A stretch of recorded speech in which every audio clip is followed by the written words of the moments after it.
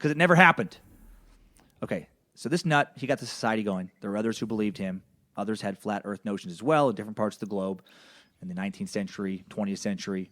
If you'll remember in the John Adams, President Adams' Mole People episode, there was also a theory that the earth was hollow, with creatures living inside the various discs that line the interior, kind of like an apple with the core taken out. Holy shit, there's been a lot of weird ideas.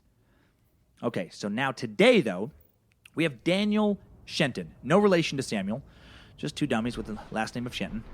This guy's American, living in Hong Kong now, who tweets stuff like, quote, if anyone ever tells you the earth isn't flat, just say, quote, Kansas, and walk away. All right, making solid arguments like a sassy 12-year-old girl. Well done. Well done, Daniel. Not sure what education level he's attained because he and the other two leaders of the flat earth movement don't list their bios on their website. Of course they don't. He probably works at fucking Hong Kong tour guide or lives on a trust fund. Maybe teaches English as a secondary language. Maybe like me has some bullshit liberal arts degree. None of these fucks are legit scientists. I Googled what scientists support flat earth theory. Nothing comes up. And you might think, Dan, well, you're not a scientist either. No, I'm not. But I'm educated enough to respect the education of others. I have enough basic intelligence and humility to understand there are people a lot smarter than me in the world in various fields, including astronomy. And I think I have a pretty good bullshit detector.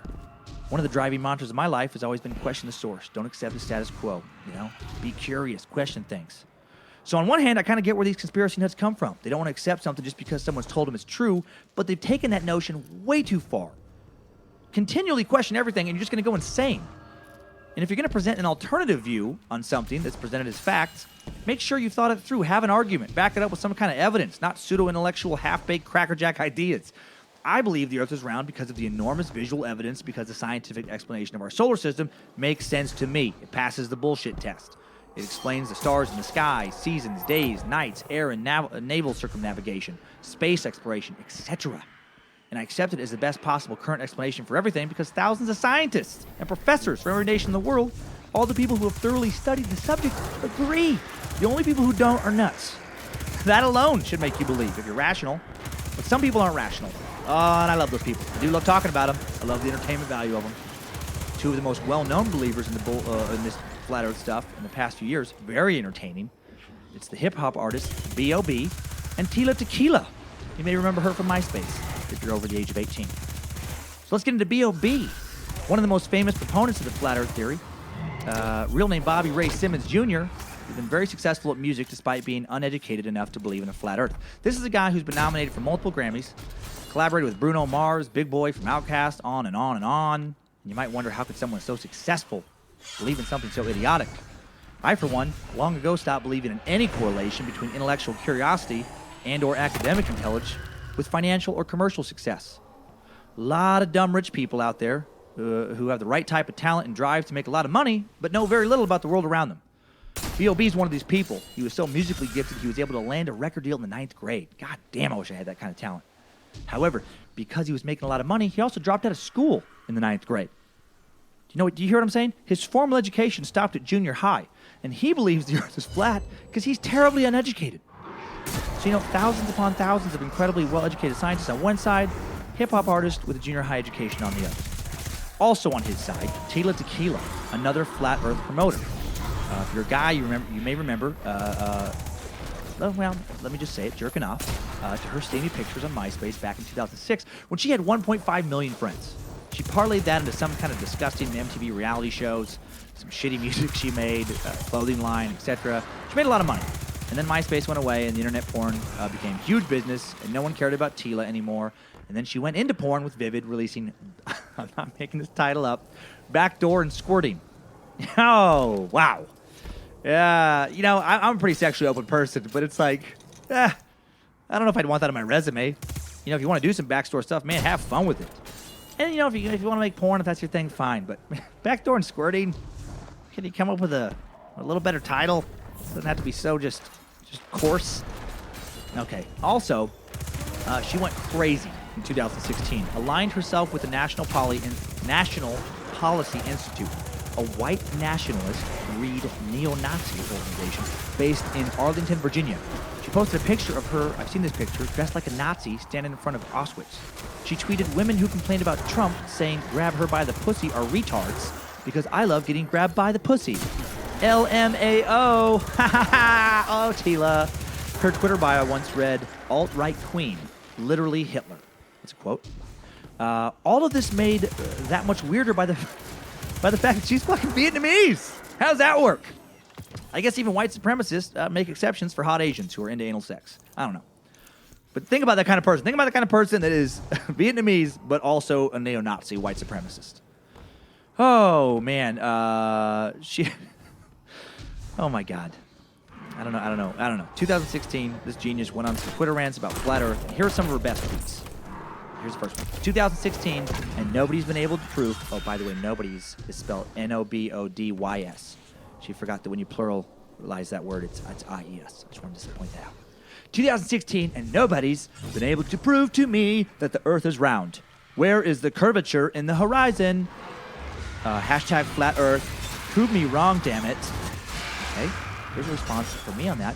What the fuck do you expect to see? The Earth is curving downward. There is no scenario possible for you to actually see the curve fading away from you, dumb shit.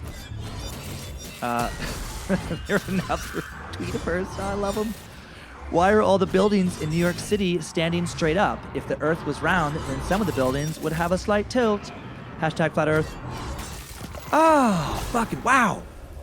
How tiny of a ball do you think the world is? You can only see the buildings tilt if the Earth was like 100 miles around, not 25,000. Guessing you were taking too busy taking selfies in geometry class to fucking gain a proper understanding of ratios and circumference. Oh my God, here's another one. If the Earth was a spinning globe, then how come airplanes can still land without crashing? Because the face of the Earth is flat, not a globe. Tila Tequila, January 7th, 2016. Response, this idiot seems to think the world is approximately the size of an actual fucking globe. Why couldn't you land a plane on a slightly curved surface? How fast do you think it's going to be spinning? I feel like in her mind, if she thinks the Earth is round, she's trying to picture like a paper airplane landing on a basketball. Oh my God. Here's another tweet. This one in all caps for extra emphasis. Extra emphasis, excuse me. I mean, you believe it just because at NASA tells you so and takes fake CGI space pics, question mark? LMAOOOOOOO. So many exclamation points, LOLOL. Hashtag I can't. Yeah, you can't because you're dumb. You're so dumb. You're right, Tila. We shouldn't believe NASA. We should trust a woman who is only famous for taking pictures of herself in bikini and saying and doing incredibly stupid shit. Oh, my God. Here's my favorite one. No, because the outer edges of the flat Earth has huge ice caps all around it, so no one can escape. That's in all caps, too. That's my favorite one. My favorite part of that is so no one can escape. Where the fuck do you think people are trying to escape to? Does she believe we've been lied to about space? That, you know, that we're being trapped here because there's a better plane of existence outside of the ice wall? Like we could just walk over and it's nothing but fucking cotton candy and hamburgers and blowjobs? Is that what's lying on the other side of the ice wall? What the hell? Oh, these people, I feel like they're the adult equivalents of that idiot kid from grade school who just mindly disagreed with everything you said. Just, you know, man, it's cold outside. No, it's not. But no, it is. It's like 20 degrees. No, it's not. My mom said it's not. I was playing with that basketball first. Nah, no, you weren't. No. Like, but he's like bigger than you, so you can't be like, dude, come on, dude, stop just fucking disagreeing to be a dick. And he just pushes you down. No, I'm not. So why do they believe it? Why do they believe this stuff? Flat earthers believe the round earth theory is a conspiracy, and who gains from it? The Illuminati, basically. Like as I alluded to earlier, all the money supposedly going into space exploration really just goes into the pockets of the Illuminati. Everything we've ever learned about space is all a lie to keep that NASA money flowing into their evil, greedy hands. And how did it all start? Because we didn't want to be embarrassed in front of Russia. You know? We just got to keep it up now because apparently we're still fighting the Cold War. None of this makes sense. I can't emphasize this enough. Why couldn't they come up with an easier conspiracy, something that took less work to keep going? Why couldn't NASA work with a flat Earth? What, we can't research space, you know? If it's to the side of us instead of above us? That doesn't make any sense. Like, couldn't NASA exist in some other form? I don't know. All I do know is it's time for some top 5 takeaways. Timesuck top 5 takeaways. Number 1, the Earth's tilt determines the seasons, not our distance from the sun. I've forgotten how that works. Explains why it's always winter somewhere. Thank you, scientists. Feel better now. Number 2, in hours and hours of research, I came across zero. Let me repeat, zero actual scientists who support Flat Earth Society. There are 3 leaders of the Flat Earth Society listed on their website: President Daniel Shelton, Vice President Michael Wilmore, and Secretary John Davis, and not a word is written about the education level or scientific background of one of them because it's obviously unimpressive. They do have a podcast that has 4 episodes from 2012, and that's it. I'm guessing they said all there was to say about Flat Earth because they just don't fucking know anything. When asked what is under our disk, they literally said at one point, "We don't know." Awesome. Great job, guys. Join the Lizard Illuminati researchers if you haven't already. Number 3, rapper B.O.B. released a diss track making fun of Neil deGrasse Tyson for trying to teach him that the world is indeed round. Neil deGrasse Tyson has a physics degree from Harvard, an astronomy degree from the University of Texas, and a PhD in astrophysics from Columbia University. The B.O.B. dropped out of high school in the 9th grade and tweets stuff like, quote, "When's the future ever what you think it'll be?" I rest my case. Number 4, NASA employees are guarding the ice wall that keeps us from falling into space. That's my favorite part of all of this. What a fucking shitty job that would be. And how many bases must they have to house all these soldiers? I mean, think about that. If the Earth is a disk, not a globe, and a wall of ice surrounds the entire edge, that means the ice wall is well over 25,000 miles around. It has to be for all of Earth to fit inside it. I mean, if the circumference of the globe is almost 25,000 miles, and then you flatten out this big ball, it's got to be what, 35, 45,000 miles around? I'm sure there's an equation to figure that out. And if it's sub-zero on that edge, you got to have bases every couple miles, or the NASA guys are going to freeze to death. So let's say it's 35,000 miles around, with a base for the dudes to kind of warm up every 5 miles. That means NASA has 7,000 bases guarding the ice wall. They got to work in shifts, at least 5 guys per base to make that work. Now you got 35,000 ice wall guards. Then you got to have transport personnel to get them to their various bases, mechanics, cooks, supervisors, making sure they're staying fed and keeping warm. We're talking at least 50,000 employees for the most bare bones kind of ice wall guarding administration and infrastructure. If the average salary is $50,000 a year, you're talking $2.5 billion annual budget just for personnel. I'm talking just people. Equipment costs are going to be off the charts to keep shit from freezing constantly. You got the maintenance, easily 3 times the personnel budget, if not much more. I think we're looking minimum $10 billion a year just to keep the ice wall, guarded. Fuck. I guess that's why we can't balance the budget.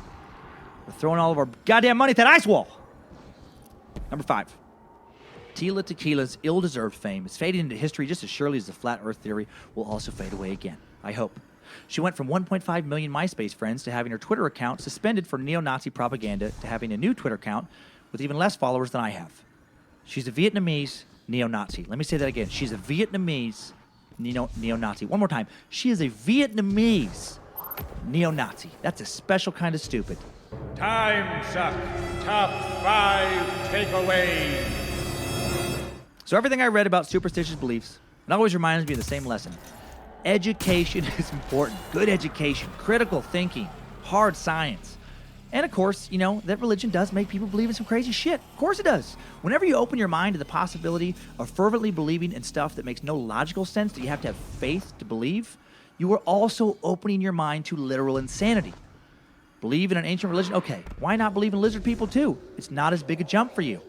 Why not believe the Earth is a frisbee, rising through space? It's a solar system, magically rotates above it. Fucking why not, man? Maybe Bigfoot's under there pushing. Maybe there's a million Bigfoots pushing it up. Why not believe in leprechauns and Krampus and gargoyles and unicorns and all kinds of other silly shit?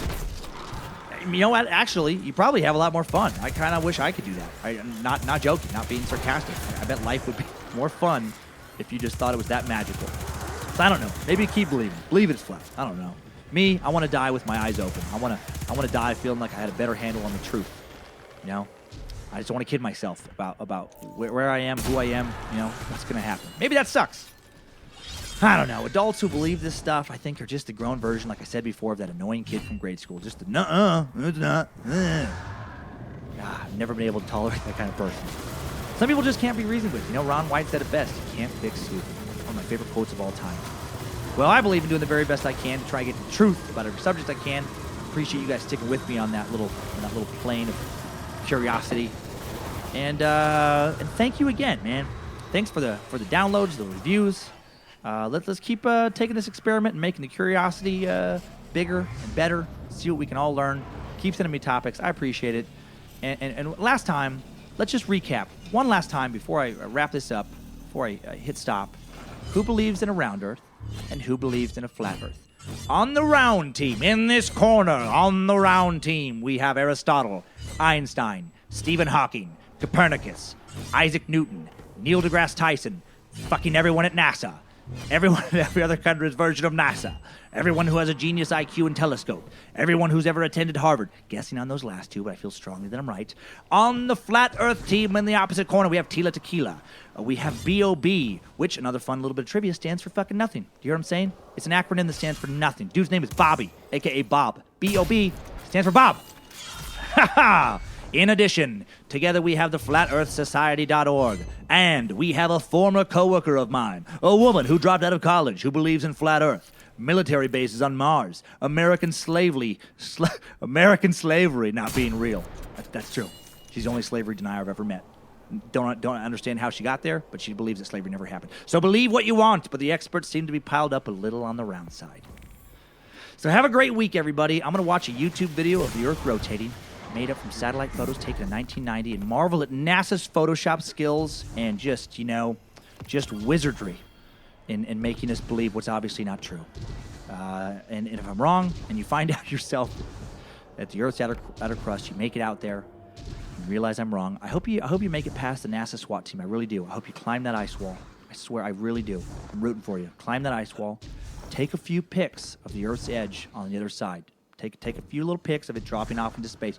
Do that, and send it to me. And I swear, I promise you, on my life, I swear on my life, I will take a picture of me shoving the picture that you sent me up my own ass, and I'll send that picture back to you.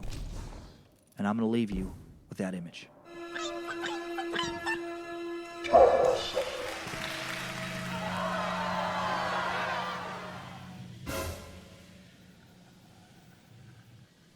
Patients of the Trans-Allegheny Lunatics Asylum in Weston, West Virginia were victims to all sorts of horrors disguised as therapy in the late 19th and early 20th century, such as lobotomies.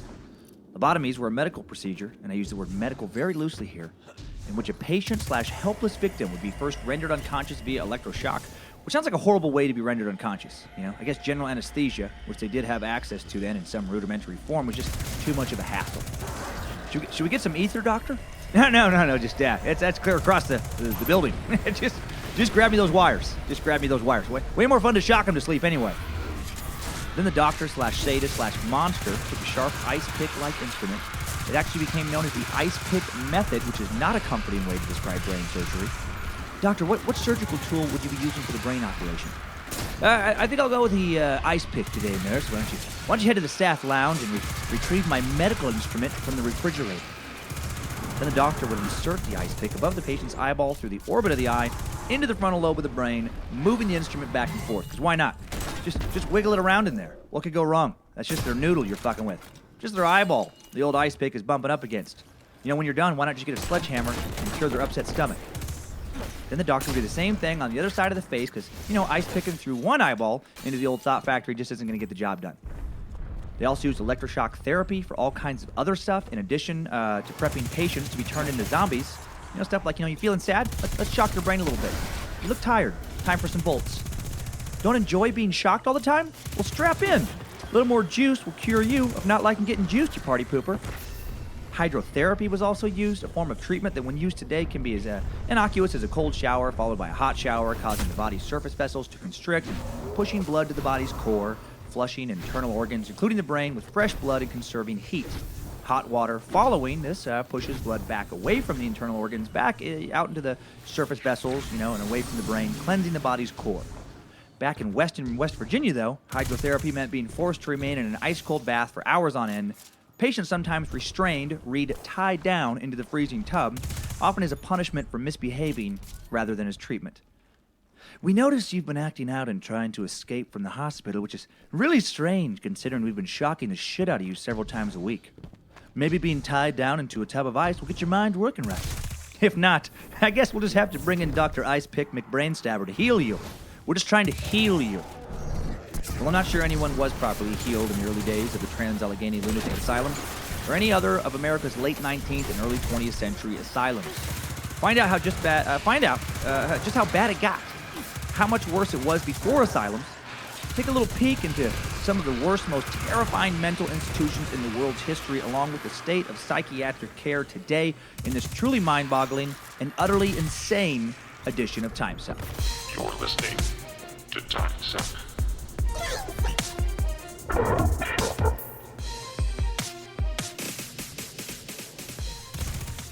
Oh, welcome to today's show, everybody. Thanks for all the new listeners. Big thanks to Dustin, who emailed me to do a Timesuck about the Trans-Allegheny Lunatic Asylum, a place I'd never heard of. And actually, a place where Charles Manson, former Timesuck topic, apparently spent a little time, rumored to have spent some time there in his West Virginia youth, which explains him even more. Little nod to a few Timesucks back with that guy. And a big thanks to Sydney Sispula. I hope I'm saying that right. Szypula. Sydney Sispula. Thank you for the super kind words on Facebook. Hopefully I'm pronouncing your last name. And I'm assuming Polish or at least Eastern European name, right? Thanks for messaging me about the mistreatment of the mentally ill in our nation's history. The horrific treatment / torture they were subjected to, specifically lobotomies. Definitely getting into that heavily today. So Dustin and Sydney and the rest of you listeners, I hope this episode lives up to whatever expectations you have put upon it. So let's start with a little examination of what went on at the Trans-Allegheny Lunatic Asylum before jumping out to touch on, the history of barbaric mental health treatment in general, and a quick look at some of the other horrible asylums that were out there. Construction of this particular mental health facility began in 1858 in western West Virginia, and it was constructed like many other 19th century asylums using the Kirkbride plan. That's an approach created by Philadelphia psychiatrist Thomas Story Kirkbride in the mid-19th century, and it emphasized architecture designed to have a curative effect on the patients. With long, staggering wings that gave all the rooms access to light and fresh air. Basically, Kirkbride asylums are those big, gothic old buildings constantly used in horror movies when the setting is an insane asylum. It is a go-to. When you think of a horror movie, insane asylum, you are thinking of one that was designed along with the Kirkbride plan. Giant, ominous stone buildings, because that's what you want. When your brain's a little scrambled up, you're feeling down, you want to get better. And when you're feeling anxious or sad, you just want to spend time in a huge, cavernous, shadowy stone, cold building tailor-made for creating spooky sounds and playing tricks in the mind. How did no one think of that? Just, hey, Mr. Kirkbride, do you think maybe we could put the mentally ill in like peaceful little lakeside cottages, maybe cozy, unintimidating, maybe a calm, babbling brook running through the grounds? Get some nice pastel-y colors for the interior walls, just little cozy places. They don't make lots of creepy big building noises. No. There's no better place for someone struggling to get a firm grip on reality than a giant, dark, surreal, evil castle-looking building. The kind of place that has a dungeon before ever stepping foot inside. Come on, I'm a doctor. What the hell? Well, construction wasn't completed until 1881 because this building is no fucking joke. And because the Civil War slowed down things a bit, the building was used to house soldiers on both sides of the war. The location, which was named Camp Tyler during the war, switched back and forth between Union and Confederate forces. Random trivia, largest hand-cut stone masonry building in North America, and supposedly the second largest in the world, next to Moscow's the Kremlin. So you probably have an image of that in your brain. They went big in old West Virginia. And they used primarily prison laborers to build it, so that might have slowed things down a bit. That's the most motivated, construction people, Someone who just happened to be some random job, and you're like, all right, now go build this big stone building. I don't know that they're the most skilled people to do that. But they did also ship in, I'd say flew in, but it was the mid-19th century. They shipped in some master stonemasons from Germany and Ireland over to the prison workforce. And I have pictures of the building up at timesuckpodcast.com in the episode description. It is a very impressive-looking building. I would never want to fucking spend the night there, but it looks exactly as scary as you think a massive hand-cut stone building would look. Extremely gothic. A merging of the Tudor Revival and Gothic Revival styles, to be exact, for any architecture fans out there. The first patients were admitted in 1864 to what was then known as the West Virginia Hospital for the Insane. A little softer title than Lunatic Asylum, but still feels a bit derogatory. Why couldn't they just go with mental hospital? Or just hospital? Jesus. If you're going to call it the Hospital for the Insane, why not just take it a half step further and call it like the Loony Bin? Maybe the Cuckoo Factory. Really make everyone feel awesome about being admitted there. You okay, John? I heard you spent some time at the hospital last week. Oh, yeah, no, I'm fine. Yeah, no, totally fine. which hospital were you at? I just spent a couple days in the cuckoo factory. No big deal. Nothing to be ashamed of. So why were patients admitted to trans-Allegheny? This is one of the most fascinating parts of this episode to me. The first patient was admitted in 1864. A female housekeeper from Ohio, said to be suffering from, quote, domestic trouble. Now, there's no listing of what mental illness she suffered from because, in all likelihood, she wasn't mentally ill. Her mental illness was domestic trouble. That was another fun aspect of 19th century mental health treatment. The cures were barbaric, and a lot of the patients didn't need curing. They weren't insane. There were people with actual severe mental illnesses like schizophrenia, bipolar disorder, psychopaths, diseases they didn't really know. They didn't have terms for it back then. And these people were walking these Gothic halls along with people brought in because they suffered from things as vague as domestic trouble. And here are some other reasons people were committed to the Trans-Allegheny Lunatic Asylum, taken from a list on a plaque called Reasons for Admission 1864, 1889. The full list is available at timesuckpodcast.com. I highly suggest you look through it. It's so fucking good. So here's a few. There's about 50 of them on there. Rumor of husband murder. That's an actual reason for admission. Rumor of husband murder.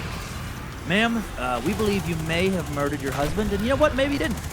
Either way, we think it's best if you sit in this tub of ice. And don't worry, don't worry.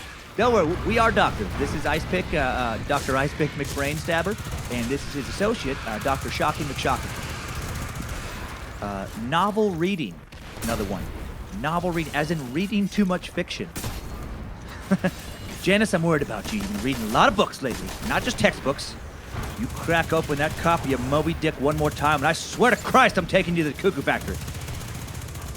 Seduction and disappointment. What the fuck? Why are you here, Thomas? Well, your family is worried about how young women you've been seducing. You've been seducing a lot of young women, and those young women are concerned about how often you disappoint them. So don't worry. Nothing a little Ice Pick with them won't clear up. Deranged masturbation. That's another one. That's a quote. Deranged masturbation. Nathaniel, it's not the masturbation we're concerned about. It's the deranged aspect of it. One day you're jerking it with the wrong hand. One day you're trying to rub it with your foot, using an old glove, hot dog bun, dish towel. It's deranged the way you're jerking yourself. Politics. This might be the scariest one. Apparently you can be admitted for any sort of political idea. Those around you just didn't think you should have. Laziness. That one I kind of like. You get a fucking job, Harry, or you can go relax over at the goddamn asylum. Just a couple more. I could do an entire episode of just this list. Business nerves. That's a quote. Business nerves. We at the board don't like how nervous you've been at work these past few months while the company has been tanking. I know you're worried about losing your job and ended up destitute, but do you have to be so fucking nervous about it all the time? Bad whiskey. Bad whiskey was a reason for admission. Dad, it's not the amount of whiskey you drink in concerned, it's its quality. Nothing but bottom shelf or moonshine. Can't you just drink a little Glenlivet like a man our family can respect? Finally, my favorite, parents were cousins. That's, oh God. Cue the banjo. Cue an easy, hacky West Virginia joke here. Look, I'm not saying it's a good idea for cousins to have kids, but how does having cousins for parents qualify you as a reason to be institutionalized? That feels like they just couldn't pin any of the other nonsense on someone. They just wanted to lock up, and they just went with that. Does he drink bad whiskey? Ah, damn it. Is he lazy? Ah, shit. Has he ever said anything political? Ah, gad. Has he ever masturbated in some deranged way? Only the traditional method. That's unfortunate. Could his parents possibly be cousins? If you're not sure, do they look like they could be cousins? You guess so? Good enough for me. Bring him in. I'll get the shackles. Oh, man. Let's talk about a little quick overview of life in this asylum in Trans-Allegheny. So, as you can see, it can be brought here for almost any reason. And a lot of people were brought to this place, designed to hold no more than 250 patients. Kirkbride, so they could experience the open air and space. The facility eventually held roughly 2,400. Jesus, like over 9 times as many as they were supposed to happen. Yet doctors performing horrible procedures on people who may or may not have been mentally ill. Sounds like probably most of them weren't. You had nearly 10 times the amount of patients the place was built to hold. Overcrowding leads to chaos. Violence breaks out. Several instances of murder over the years. In one instance, this just shows how little the staff was paying attention. 2 patients hung one of their fellow patients using a set of bed sheets, and when he didn't die from that, they couldn't kill him that way. They cut him down, so he was hanging up there, still alive. They cut him down, used a metal bed frame to crush his head. That had to have taken a while. That's not that's not like a quick, like out of a prison movie where someone's walking by somebody else and they just a couple quick stabs in the back, and then they just walk on and pass the knife off to another guy who passes it off to another guy. No, this was an ordeal. This was a loud ordeal, and just no one stopped it. There were other murders, rapes, even the staff was attacked. One time a nurse went missing. Her body was found 2 months later, hidden at the bottom of an unused staircase. Hopefully her body was hidden, and things weren't so chaotic that just a dead body laying at the bottom of the stairs goes unnoticed for a few months. Sterilizations were also carried out at Trans-Allegheny. That's fun. Records of how many are really hard to find, probably because it really wasn't legal, not totally. Ice picks to the brain, electroshock therapy, ice baths, occasional beating, maybe a rape. You can get snipped, get your nuts whacked off. I could find nothing about exactly how, but I mean, they mentioned castration. So who knows if it was chemical or blade, but probably some nuts got chopped off. I can't confirm that one 1,000%, but everything that I could find alluded strongly to that. A series of reports published by the Charleston Gazette in 1949 revealed poor sanitation and a lack of furniture, light, and heat in much of the building. So, on top of everything I've already said, it was freezing and sprinkled with shit. And you're there all because you read too many books. Man, what a great place to have a life. So, and all at a place that was supposed to be part of a new mental health movement in the U.S., a place where the mentally ill be treated better than they had before. Like as I stated earlier, the asylum was built according to the Kirkbride plan. Let's get into that a little bit more. Thomas Kirkbride, Thomas Story Kirkbride, was born in 1809. He was a Philadelphia psychiatrist, and he thought institutions for the mentally ill should be built according to what he called moral treatment. And moral treatment was basically a response away from thinking that people were possessed by demons. They were trying to move away from that, which is a step in the right direction. And the typical floor plan had long, rambling wings arranged in echelon, staggered so each connected wing received sunlight and fresh air. And it was meant to promote privacy and comfort for patients. The building form itself was meant to have a curative effect, as I stated, a special apparatus for the care of lunacy, whose grounds should be highly improved and tastefully ornamented. The idea of this institutionalization was central to Kirkbride's plan for effectively treating patients with mental illness. They were large, imposing Victoria-area institutional buildings with extensive surrounding, well-kept grounds, which often included farmland. Sometimes patients worked there as a part of physical exercise. And it sounds good in theory. It does sound good in theory, I will say, to have that kind of... it's supposed to be a tranquil place, but it didn't work out like he intended, He didn't help the mentally ill like he wanted to, unfortunately. He did, however, literally build a setting for hundreds of buildings. So that's something.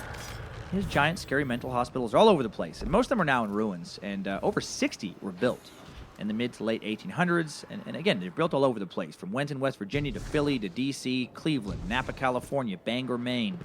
I don't know. Maybe they influenced young Stephen King a bit. Who knows? Even to the Fergus Falls State Hospital in Fergus Falls, Minnesota, home to a friend of mine, just a little place, like 15,000 people, I think. But also home to fantastic comic Chad Daniels, who I believe has a new album coming out any day now. So a little shout out for Chad. Also a listener of the show, so that's fun. So here's what led up to this kind of reformation and why these buildings were built. It all started with Dorothea Dix. Dorothea Dix. I can't bring up Kirkbride without referencing her. She's the reason the building designs were commissioned in the first place. Before the Gothic Kirkbride institutions, the buildings nearly everyone pictures in their minds when they think of an insane asylum. There really were very, very few institutions in America for the treatment of the mentally ill. Very few. Prior to about 1850, people society deemed insane were customarily thrown into snake pits, attacked by wild dogs, or sometimes even thrown into tar pits and set on fire as people watched. Okay, I'm kidding about those last couple things. Kidding about that. I just felt the urge to go over the top, and I went with it.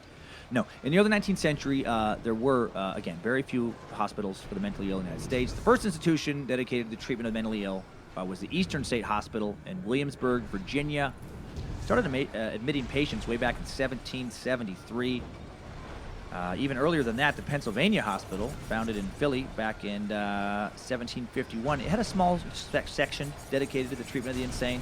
Started admitting them in 1752. Worldwide, you can actually trace some form of treatment for the mentally ill as far back as the Greek physician Hippocrates, Hippocrates, there we go. The man the Hippocratic Oath is named after, who prescribed various treatments for the mentally ill that included rest, quiet, and primitive medicine. That was way back in 400 BC. Muslim doctors in the Arab world began building asylums for the mentally ill back in the 18th century. Places like Cairo and Egypt. The first European asylum for the treatment of the insane was the Valencia Mental Hospital, opened in Valencia, Spain in 1406. In London, England, the Priory of St. Mary of Bethlehem, which later became known as the notorious Asylum Bedlam. That was founded in 1247. And none of these places had any fucking idea how to treat mental illness. Some of them, at least didn't torture patients, but none of them cured anything. And they were really a drop in the bucket to combat the problem of mental illness in ancient times. Most mentally ill people were taken care of, by various religious institutions. People deemed mad, being locked away in monasteries, for example. Many were just cared for by their families. And since the families didn't know how to care for them, they were often literally just locked in a basement or cellar or some room. Just fucking throw some food under the door, clean up their shit from time to time. Think about Sloth from Goonies. It was that kind of shit for most people who had severe mental illness. And they couldn't cure them because they didn't know what caused people to act crazy. In medieval Europe, for example, most people believed that mental illness was a symptom of a troubled soul. They thought the cause was demonic possession, sorcery, or witchcraft. And, a common treatment was exorcism. And this line of thinking was, still, again, very prevalent in 19th century America. A lot of witches were burned at the stake. They were probably just people who were mentally ill. Another prevailing notion throughout history was that it was a choice. These people were choosing to act nuts. Just avoiding life's responsibilities with their horseshit nonsense. Stop choosing to be such a ding-dong. Get back to work. Think about how it must have been back then. I lived in Santa Monica, California for 6 years, and that city has a ton of obviously insane homeless people. Literally, the second you see him, oh, that guy has severe mental illness. People, with dirt-covered faces, just wild eyes, shaking their arms back and forth, looking up in the sky and yelling. People getting in heated arguments with themselves or some person that no one can see. And it's always somewhat shocking, when you see that, at least for me. But I always know when I see it what's going on. I know that they're having some kind of psychotic or delusional episode. They have a serious mental health problem. They're in need of medication and care. But what if I thought that they were choosing to act like that, or what if you thought they were possessed by a demon, or that their immoral choices led them to this crazed state? It's no wonder the mentally ill were shackled up and so horribly mistreated. If I believed in demons, if I believed in actual fucking demons, think about just that for a second, that reality. You believe in literal monsters, paranormal, nefarious, malicious spirits that want to damn every soul around them to hell forever, where there's going to be gnashing of teeth and torture. And I believe that, and then there's some schizophrenic dude in my neighborhood, and I see him yelling crazy talk at my kids. I'm going to want that fucker to be shackled up. Do what you got to do. Throw him in a dungeon, shackle him, whip the devil out of him, drill a hole in his head, let the demon out. Whatever. I don't care. Just keep him from spreading his evil ways and damning my children's souls. I think about that because sometimes it's so easy to demonize medieval people, but, I often just forget what kind of mental space they were living in. These were people who truly believed in their heart of hearts in witches and demons and devils and sorcerers and some angry, always watching God, getting, judging them, sending them to hell. A lot of extreme shit. Constantly worried about damnation. Well, a lot of these medieval attitudes came over to the Americas with our good old puritanical roots. And before Dorothea Dix, most mentally ill people were, again, hidden at home, hidden by some religious group or in almshouses, which are those group homes run by charity organizations to house the disabled, downtrodden, elderly, etc. They were thrown in prisons with non-insane criminals. Only a few were housed in again, the very few mental health hospitals that existed. And those, there was serious overcrowding and mistreatment. And then in the mid-19th century, Dorothea Dix almost single-handedly started changing all that. She was born in Hamden, Maine in 1802, and by her teens she became a school teacher, partly because she was interested in educating others at an early age, and partly because back then you didn't have to even go to high school to become a teacher. I'm not kidding. Isn't that weird? Can you read gooder than most? Can you do some arithmetic? Well, grab some apples, blackboard, and desk. You're a teacher now. You are teacher now. Sit in teacher chair. Dorothea, she had a very limited formal education herself. In 1821, she opens her own school at the age of 19. By the age of 24, she published a teacher's guide that became extremely popular, going through 60 reprints over the next 30 years, conversations on common things or guide to knowledge with questions. Yep, she was one of those people. The kind you both admire and also hate because they make you feel bad about yourself, you know, when you think about it. She opened a school and published a successful book by the age of 24. When I was 24, I was struggling to make $500 a week telling half-thought-out jokes to drunks in hotel lounges and the worst comedy clubs in America, sleeping in Motel 6s. Damn it. Well, she goes on to publish several other books, including some books of poetry, continues teaching. By all accounts, she was an extremely hard worker, and like some overachievers, she pushed herself too hard, had a mental breakdown in 1836 at the age of 34, and spent some time in a little institution herself. And luckily, she had rich family members, and she was able to be out quickly and head to Europe for a year to kind of convalesce and recover. She did, and she also met some early mental health advocates over in Europe. And, you know, she changed her way of seeing things. She came back to the States with a new passion for the better treatment of the mentally ill, and after receiving a large inheritance from the death of her grandma in 1837, was able to focus her very active mind entirely on reform and charity. No more teaching those damn kids. Finally, in 1841, Dorothy Dix volunteered to teach Sunday school classes to female convicts in East Cambridge Jail over in New Jersey. During her visit, she saw people with mental illnesses who had been treated inhumanely and neglected, and she became determined to improve conditions. And by 1843, it was Massachusetts, not New Jersey. And by 1843, was speaking to the Massachusetts state legislature about better treatment and the establishment of state-run institutions for the treatment of the mentally ill. Her reports, filled with dramatic accounts of prisoners being flogged, starved, chained, physically and sexually abused by their keepers, left naked without heat or sanitation. These reports shocked her audience, galvanized a movement to improve conditions for the imprisoned and the insane, and her work directly led to funding for all those Kirkbride asylums. Between 1825 and 1865, the number of asylums in the United States increased from 9 to 62.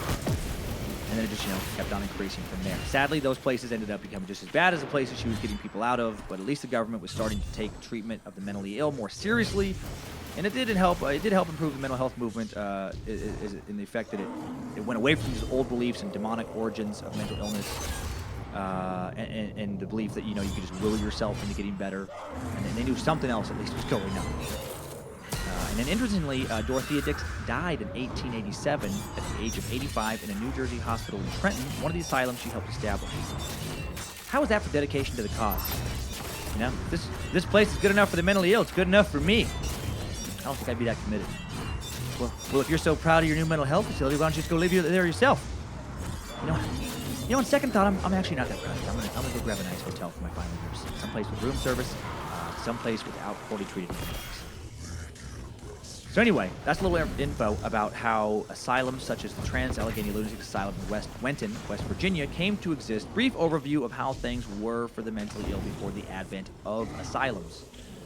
In all my research about this particular asylum and the history of asylums in general, I inevitably came across some articles about some of America's and some of the world's worst asylums.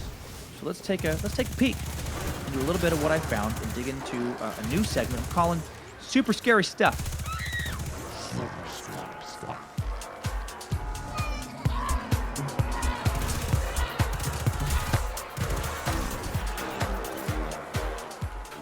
All right, let's start with Topeka State Hospital, Kansas. The Topeka State Hospital's legacy is a story of a patient who had been strapped down so long that his skin had started growing over the straps. Holy shit. I don't know how long that would take, but I'm guessing over a year. God, just being strapped so long that your skin it starts to absorb this. Oh my, that's like something out of a horror movie. There was also reports of abuse, rape, castration as a means to control their patients. Castration went on there until the mid-1940s. Holy shit. If you did escape being shackled and naked, being naked for months on end was a very different kind of hell waiting for you at the Topeka State Hospital. Patients were given absolutely nothing to do in an attempt to avoid overstimulating them, and they were just put in rocking chairs and just forced to stare blankly at walls. That's at one point it's like, oh, what's the big deal? You just hit him in a rocket. That sounds like, man, so horrible. Just what? Because I'm sure that went on for like years. Just sitting there in the rocking chair thinking about how fun life used to be when you still had nuts before they took them from you. What a special kind of hell. My God. The Danvers State Hospital in Massachusetts. This is another Gothic Kirkbride asylum. The structure was originally meant to contain 600 patients, but in 1939 it had a daily population of 2,360. That's about 4 times what it was supposed to. This huge Gothic building was constructed in the 1870s as a home for the mentally ill and insane, aiming to treat inhabitants with kindness and compassion. But then it became known as the birthplace of the lobotomy. Oh, God. Physician Walter Freeman performed the U.S.'s first transorbital lobotomy in 1936. After that, many large psychiatric hospitals took the procedure and they started using it themselves, the procedure of the ice pick to the eye that I described earlier, which was used to treat everything from daydreaming and backaches to delusions and major depression. Oh, my God. You go in there with a sore back. Man, my back's really hurting. Can you help me with that, doctor? Oh, yeah. Just lay down over there. Let me grab my ice pick. What? Why would you? No. It fixes everything.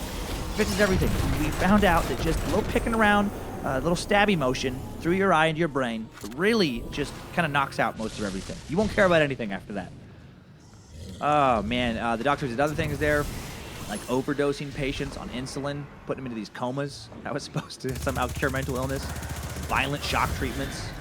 And sometimes they did that just, again, a lot of times these places did that as a way to control the population. Okay, fucking calm down, or you get Dr. Shocky McShockerton again. Danvers was finally shuttered in 1992, and a lot of the remaining buildings have been turned into apartments. My God. Man, this old Dr. Ice Pick McBrain Stabber, he and Dr. Shocky McShockerton, that must be where they completed their residencies. And now turned into apartments. Why? What? Living in an apartment that used to be part of an insane asylum where the ice pick lobotomy was invented. Why? You know that some dark fucking weirdos live there right now, right? I bet there are pentagrams and Ouija boards in no less than 10% of those apartments, and I would say at least 15% of the men living in these apartments own a black trench coat and listen to Scandinavian death metal. Okay, another treatment device that may have been used at either one of the above-mentioned asylums is the tranquilizer chair. The old tranquilizer chair. And it is as bad as it sounds. This is a mechanical chair invented by Dr. Benjamin Rush, who is regarded as the father of American psychiatry.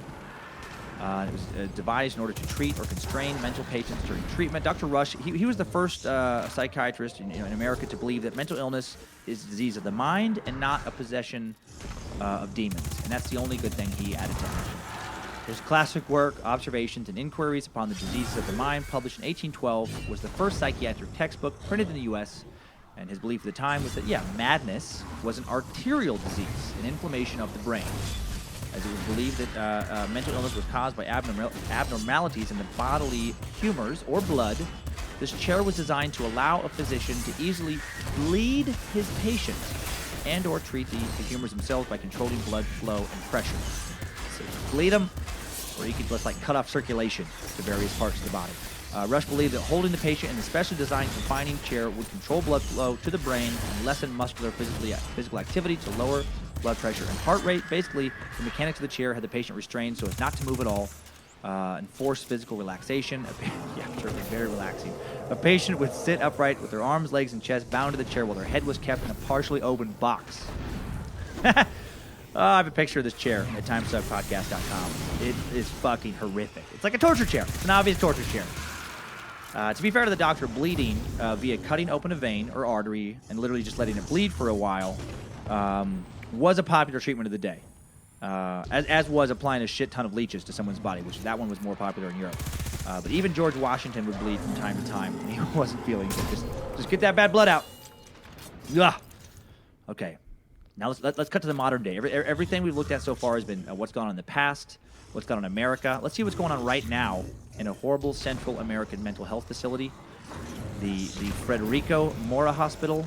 This is from a 2014 BBC article and an episode of the BBC show Our World's Most Dangerous Hospital. This hospital in Guatemala has been described by campaigners trying to reform it as the world's most abusive and dangerous mental health institution. BBC people go in, and they say that the patients appear to have been heavily sedated. Their heads have been shaved, and most are dressed in rags with nothing on their feet. Others are completely naked, exposing their dirty skin covered in their feces. They look more like concentration camp prisoners than patients. The Federico Mora Hospital is home to about 340 patients, including 50 violent and mentally disturbed criminals. A male nurse tells me that 2 or 3 nurses have to look after 60 to 70 patients that other team are responsible for that many. And then they explain that's why they have to sedate them constantly, just to be able to do their jobs. And while the BBC is filming, the director himself of this place admits that the guards sexually abused the patient. The hospital, he says, is a big place where anything can happen. Holy shit! That's pretty bad. When, as the director, being interviewed for a documentary, you're like, oh yeah. A lot of my patients are getting raped. Mm-hmm. Yeah, oh yeah, real problem. Something I need to talk to the director about. Wait, but you're the director. Oh, that's interesting. That is interesting. How does that make you feel to know that I'm the director talking about the director? One woman says she was sexually abused by a male nurse while sleeping. She was just 17 at the time, a virgin. She says since she was sedated, she wasn't aware about it, that it happened. But then, blood on the sheets next day, she realizes what's gone on, and then she's pregnant. And the U.S. campaign group Disability Rights International, DRI, spent 3 years collecting evidence on Federico Mora, and in a report published in 2012, the group described the hospital as, the most dangerous facility our investigators have witnessed anywhere in the Americas. On one visit, DRI managed to film a female patient explaining she had been sexually abused on her first day in the hospital while tied to a wall. And they say, quote, the sexual abuse makes this place one layer more horrific than any place I've been seen before. Hospital staff, fearing reprisals for speaking out, did speak to the BBC, reports on the condition that they could be interviewed together. And they just said, we don't have the medication we need to treat the patients. It's dirty. There are rats, cockroaches. I think I speak for all of us when I say the abuses committed in the hospital by guards are common knowledge. Oh, man. Staff, I guess, were in tears when they're saying this. It said it's not just dangerous for the patients, but it's for us, too. We have complained, but no one listens. Working at the hospital is terrifying. So if you're traveling to Guatemala, good idea not to appear insane there. Sounds like a terrible place to be committed. There are other places in Serbia and Mexico and North Korea, etc. that seem just as bad and possibly maybe even worse. But unless patients are being routinely executed somewhere or still being given lobotomies someplace I haven't heard of, I feel like constant raping is about as bad as it gets. Starvation covered in feces and constantly raped. Shitty place. Not getting 5 stars in any kind of TripAdvisor report. And now let's get to Bedlam. And I bring up Bedlam because I don't think any discussion of insane asylums would be complete without digging into Bedlam, the original modern madhouse. This place is so fucking nuts that the name for the institution, the nickname, Bedlam, became its own word, a word now defined as a scene or state of wild uproar and confusion. Like think about that. Its very name is synonymous with mayhem.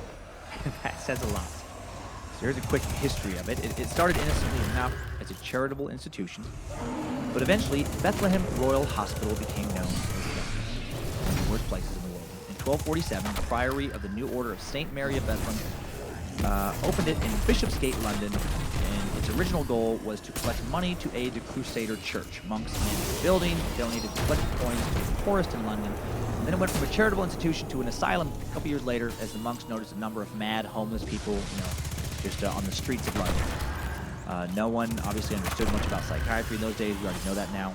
People who had conditions we know now as depression, dementia, schizophrenia, epilepsy, anxiety, learning disabilities, other mental illnesses were all housed together and given the exact same treatment.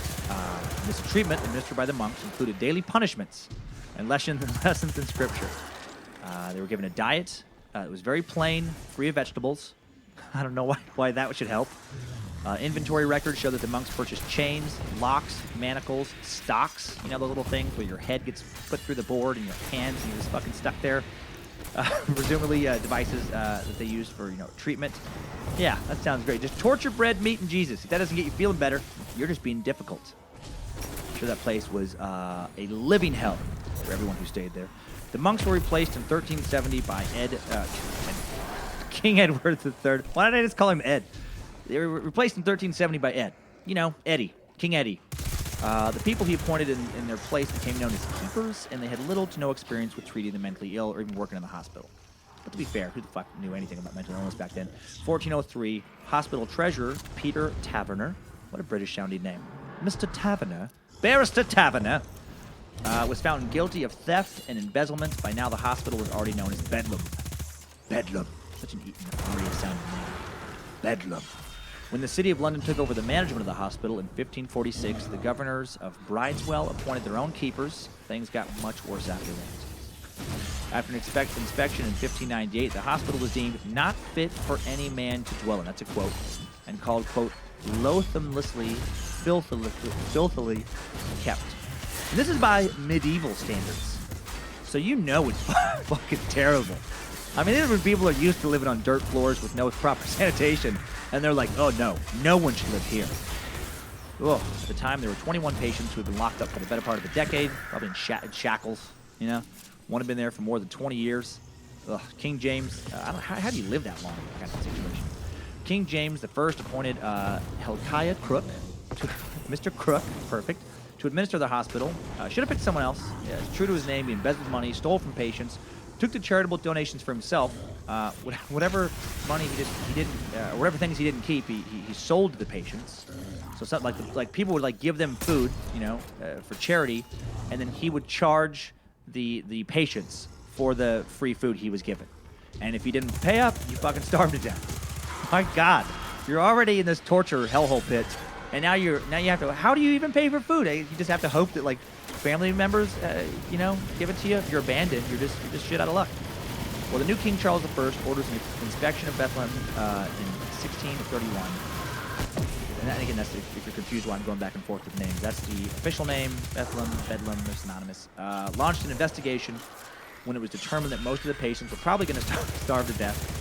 And then Crook was fired 2 years later. That was like one of my favorite lines in researching this. We're like, hey man, we realize that you've been taking a lot of the money, and a lot of the people are starving to death. So shit has to change, or in a couple of years, we're gonna let you go. How does he still work there for 2 years? Oh, Charles I put a new system in place that included a physician, a visiting surgeon, and an apothecary. But again, these are like 17th century surgeons, so it's like somebody like a tad less barbaric. Hospital closed in 1667, reopened in a new building at Moorfields in 1675. This new hospital was sprawling and expensive, became known as the Palace for Lunatics. Because after just 13 years, it opened to the public as an attraction.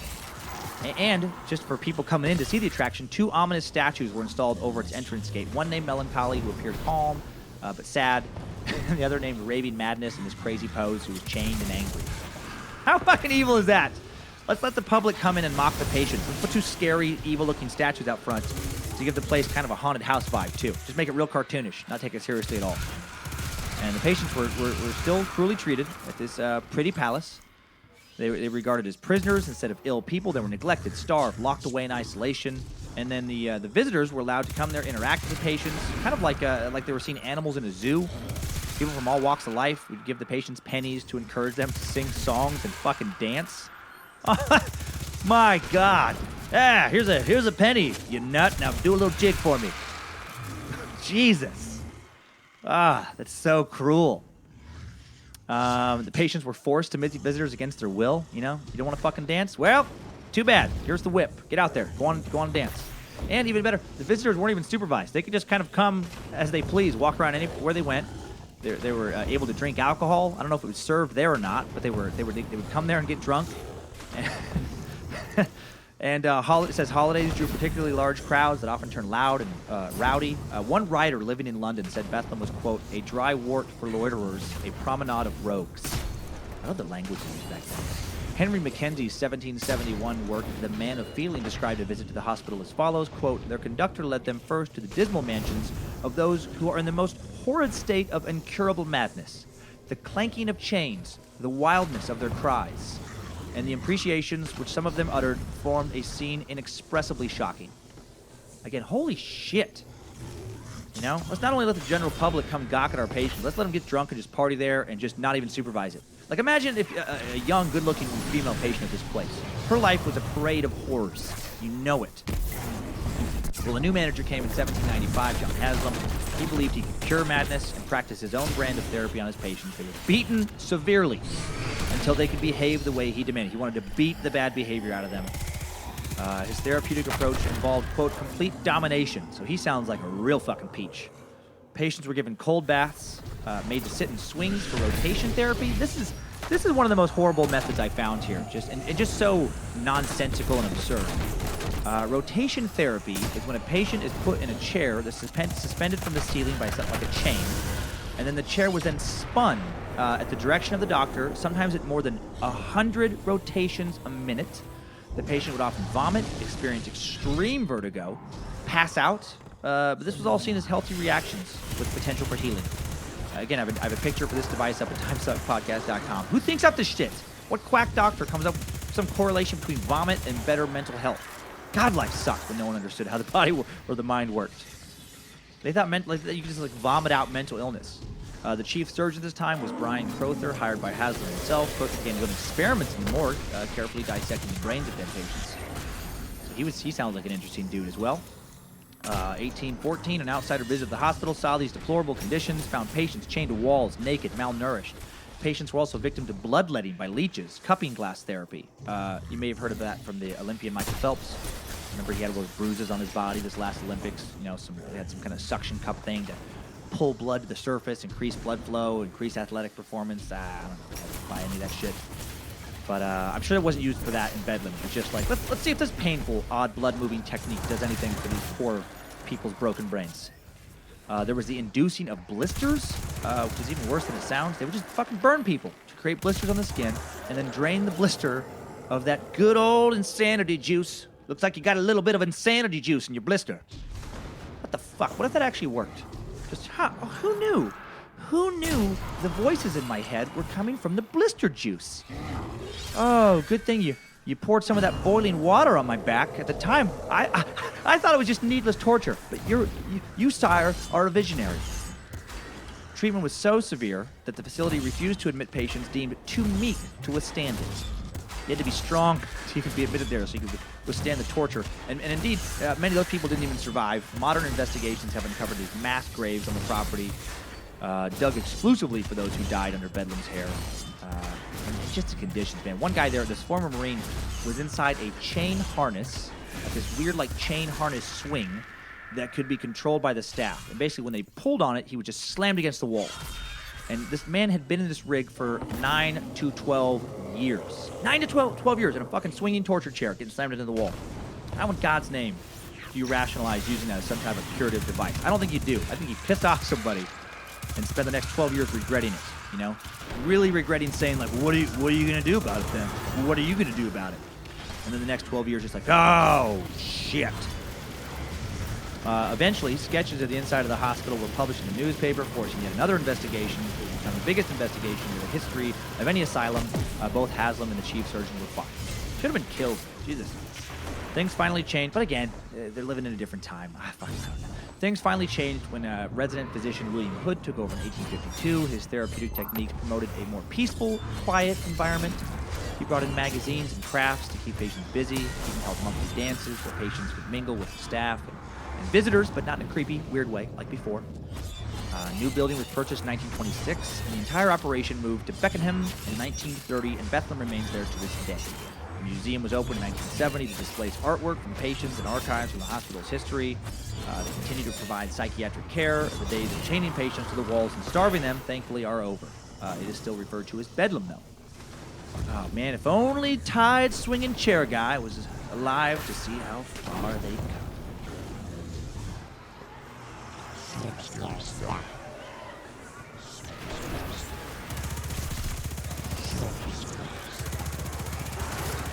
All right, well, now we know exactly how bad things used to be for the mentally ill and for people who, daydreamed and had political ideas.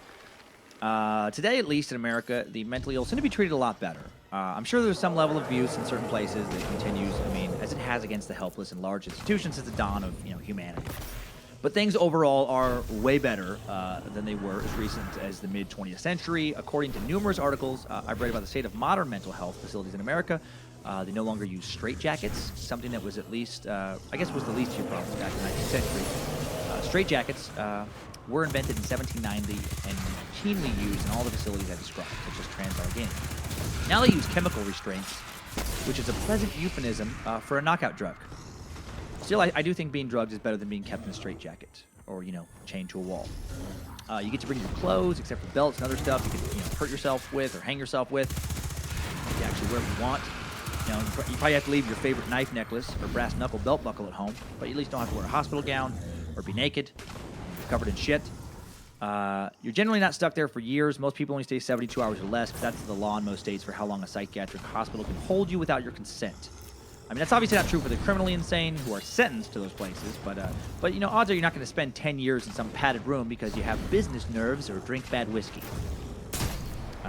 You don't get thrown in an ice bath, lobotomized, castrated, or shocked anymore. If you're out of control, you're chemically restrained, occasionally restrained, briefly with hand restraint. It sounds kind of like a handcuffs. For the most part, you're just monitored by staff, and staff who seem less abusive and rapey than they did in days past. Other than that, it sounds like it's a lot of meetings with doctors to see how you're responding to various medications, individual therapy sessions, group recreation, stuff like watching movies or playing board games, visitation hours, decent meals. Basically, it sounds like a better place to live than your average home in a third world country. To describe it in the words of someone who's actually stayed in a mental institution, here's a little excerpt from Jennifer O'Brien I will read, who described what's staying at the Holy Hill Hospital, a psych hospital in Raleigh, North Carolina, was like in an article for PsychCentral.com just a couple years back. She says,